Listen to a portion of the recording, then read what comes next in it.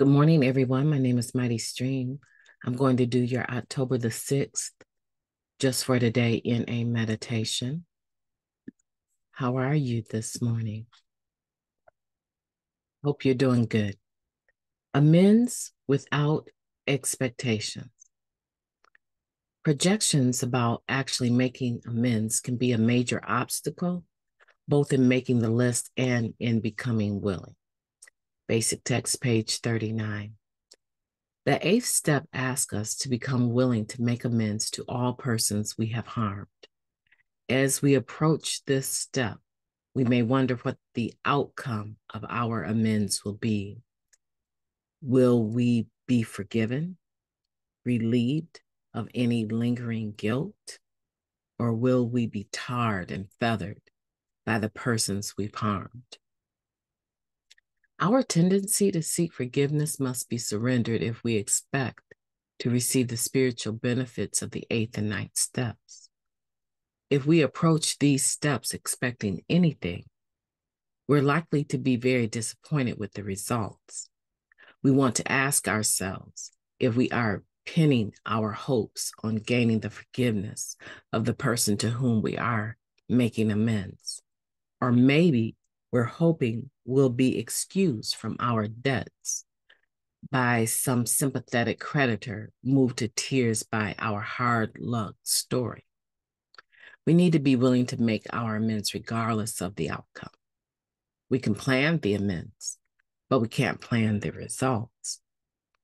Although we may not be granted a full pardon by everyone to whom we owe amends, we will learn to forgive ourselves.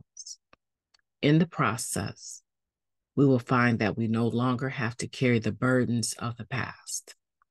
Just for today, I will let go of any expectations I have on the people to whom I owe amends. Let's take a moment of silence, followed by the we version of the Serenity Prayer. Moment of silence now, please.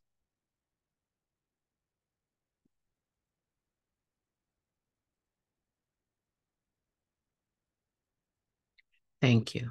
God, grant us the serenity to accept the things that we cannot change, the courage to change the things that we can, and the wisdom to know the difference. Just for today, please and thank you.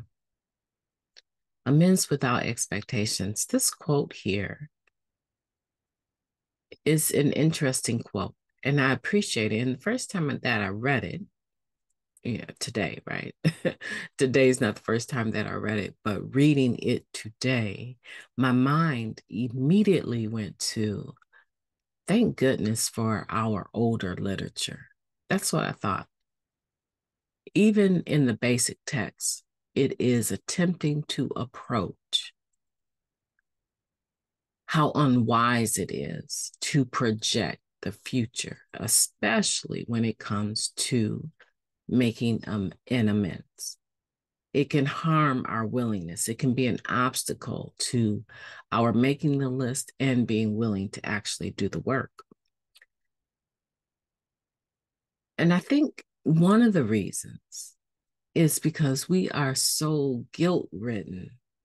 All of this time, we hear people say, work the steps in order. So from the time that you get into the program up until you actually get a sponsor and start working the steps, up until the seventh step is over, working it with your sponsor, if you're taking the suggestion of working the steps in order, all of this time you've had to ruminate about the eighth and ninth step. I think it's totally innate. It's normal to be concerned about the harm that we've caused and whether individuals will be open to forgiving us, being open to our making an amends, right? But one of the things that I think is very, very, very helpful to keep in mind is that this is all about cleaning ourselves up on the insides in trying to repair the damage we've done to others, if it's possible.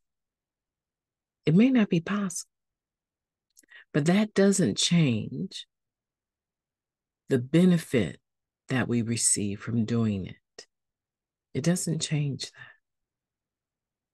Oftentimes in the middle of doing the 8th and 9th, right? They're on my list, and now I'm on my 9th step, and I'm moving forward with what I've agreed with my sponsor.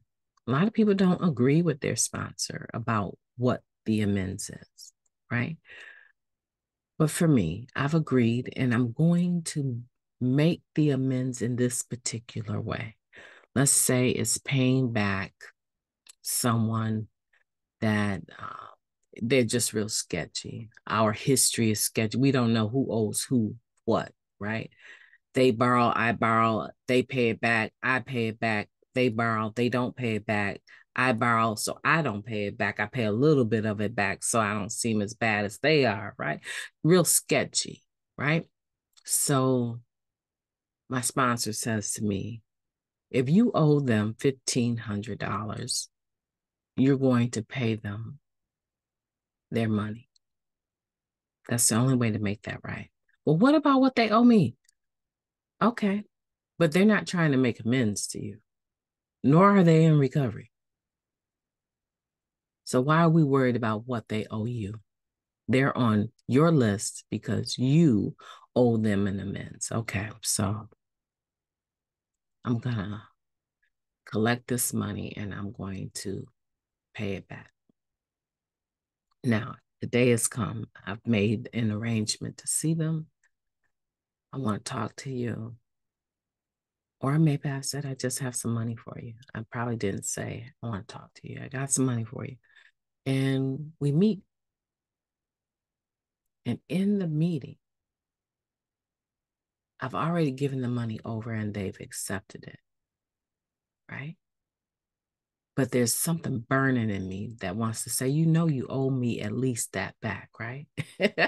Right? You owe me at least that back, right? Something is burning in me to say that, but I decide not to, right? It could create a further resentment in me if I let it. But the weight off of my shoulder is the fact that I took care of my side of the street. My side of the street. Whether they offer up the fact that they know they owe me as well is irrelevant.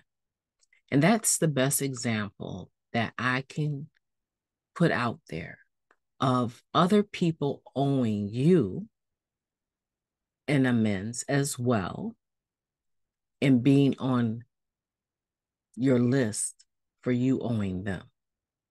And how, at the end of the day, you can't recover for them. You can only recover for you.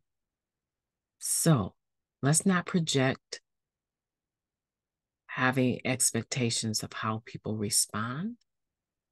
We want them to forgive us, yes. They may or may not. Depends on where they're at in their own spiritual journey, right? How wonderful it would have been if they just said, you know what, you don't owe me. You don't owe me. You don't owe me a dime. Just let's squash all this debt.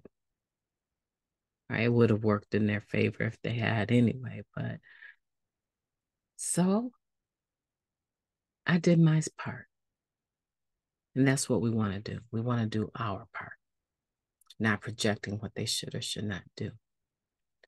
My name is MightyStream. Have a beautiful day on purpose. Talk to you tomorrow.